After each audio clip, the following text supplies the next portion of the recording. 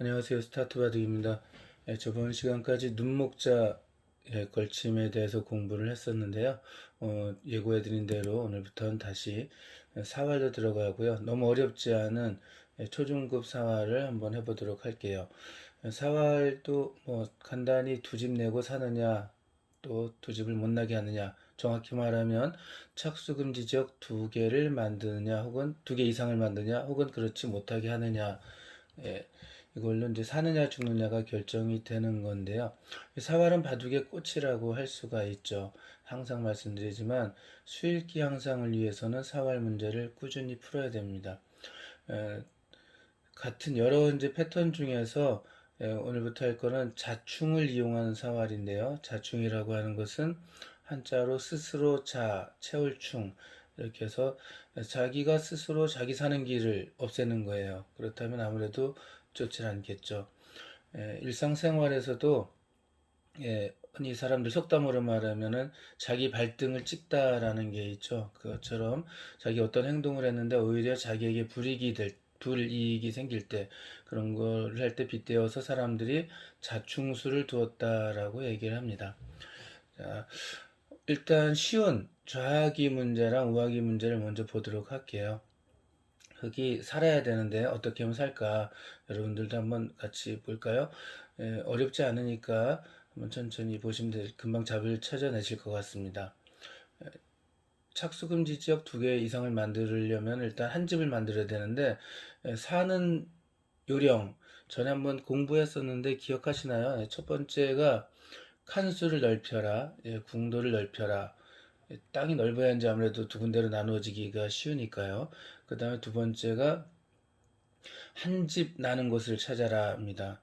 그래서 그래야 이제 또 나머지 한 집을 만들 수 있을 테니까요. 그리고 한 집 나는 곳이 직접 보이지 않을 때 세 번째가 바로 호구되는 곳을 찾아라.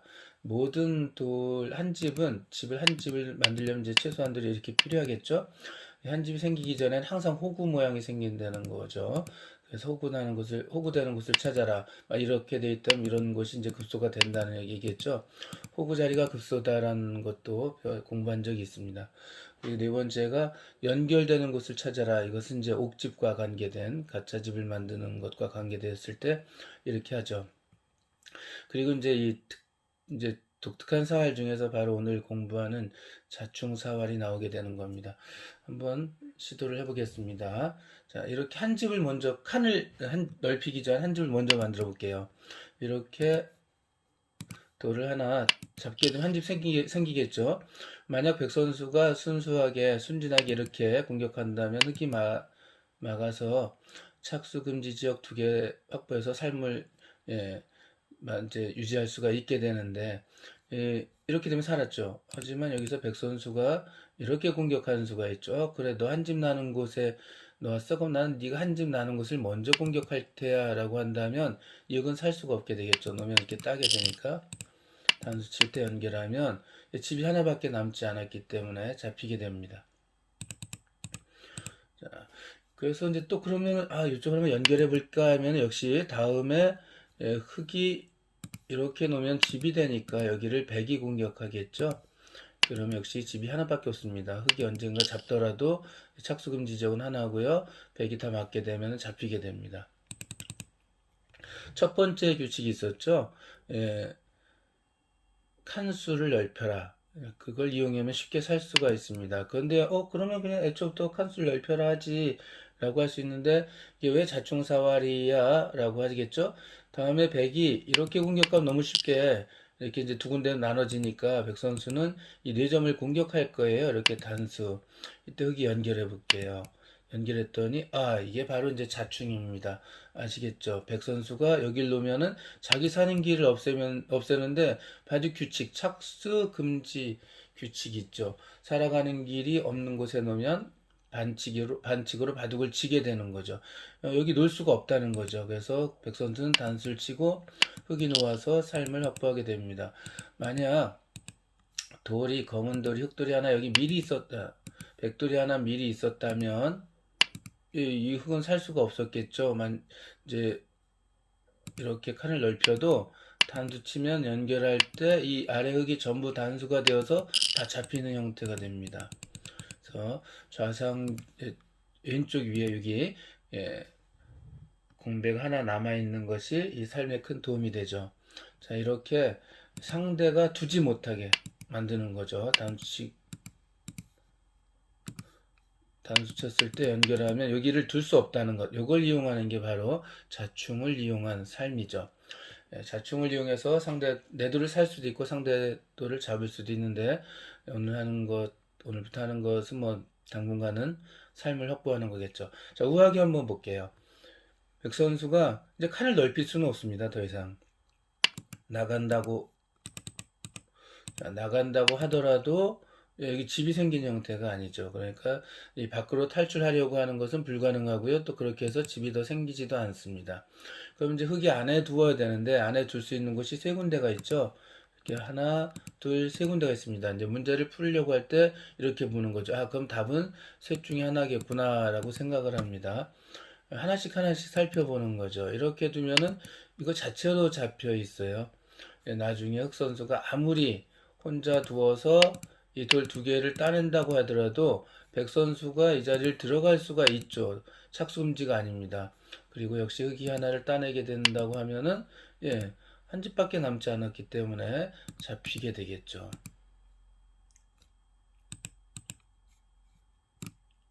자, 그러니까 당연히 이것은 최악이죠.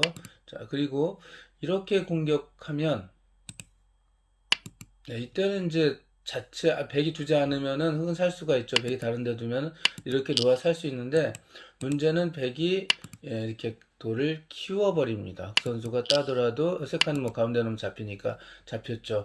그러니까 두 군데는 답이 아니구나 합니다.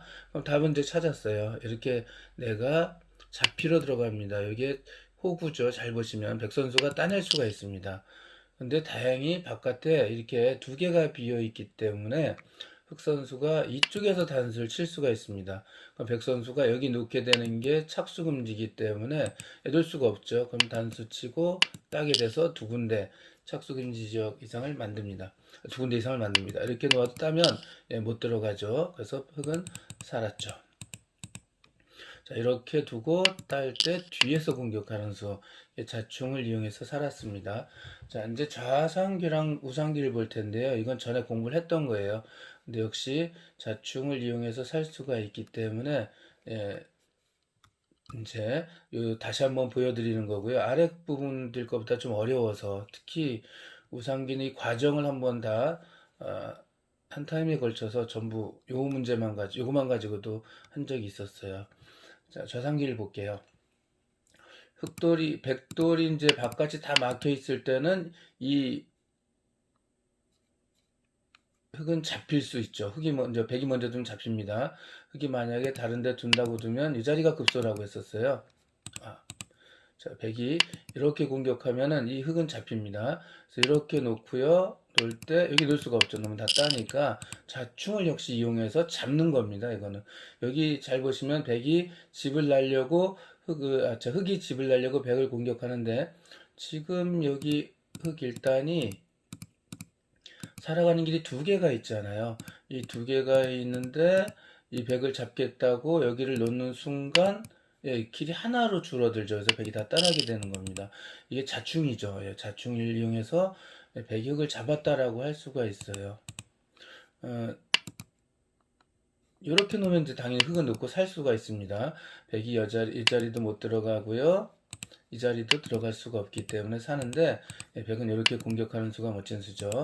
자, 그 다음에 이 공백 하나 비어 있으면 완전히 잡지는 못하고요. 백이 패가 된다고 했고요. 이렇게 공격하면은 조금 전에 우하기에서 본 것처럼 자충을 이용해서 흙이 살 수가 있어요.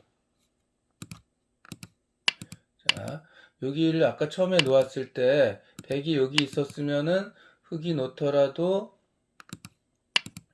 딸 수가 있었지만 지금 이게 백이 없으면은 흙이 여기를 놓을 수가 있죠. 단수가 되는데 백 선수가 여기 들어갈 수가 없죠. 이제 따면 다 이렇게 살 수가 있습니다. 두 군데 이상 집을 내죠.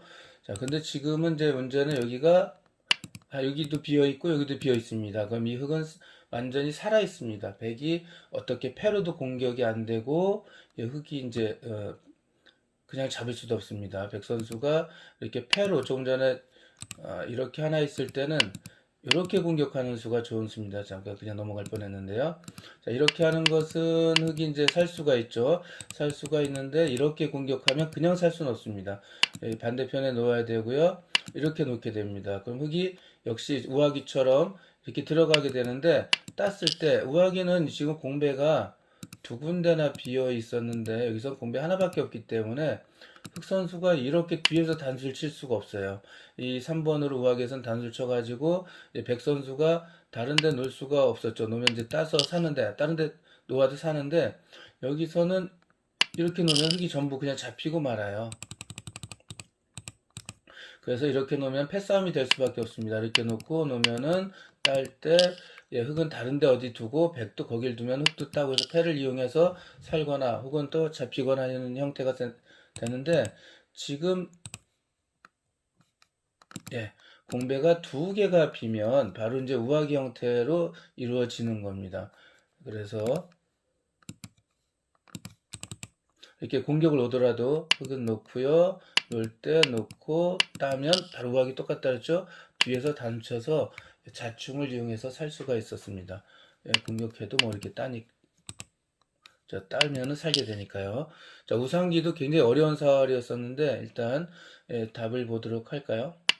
자, 이렇게 놓겠죠. 이때 백 선수가 공격하는 방법을 잘 알으셔야 되는데 이렇게 공격합니다. 여기서 흑이 덥석 연결했다가는 이렇게 안에 들어가서 역시 자충이 아니라 패싸움이 됩니다. 이렇게 되면 다른 데 큰 데 두었다가 거기 만약에 흑이 좀 다시 따서 이 흑은 살지 아니면 못 살지 아직 잘 모르죠. 패감에 따라 달라지게 됩니다. 여기서 이렇게 줄 때 흑 선수는 이렇게 내도를 잡혀주는 게 중요해요. 그리고 여기 단수 치면은 역시 연결을 하고요. 하나를 딸 때 우아기처럼 이렇게 뒤에서 공격하는 거죠. 그럼 백 선수가 놓아도 따면서 삶을 확보할 수가 있었습니다. 오늘은 이렇게 자충을 이용하는 사활 중에서 사는 방법 간단히 보았고요. 역시 다음 시간에도 이렇게 같은 형태의 문제가 계속 반복될 거니까 보시기가 굉장히 쉬울 것 같습니다.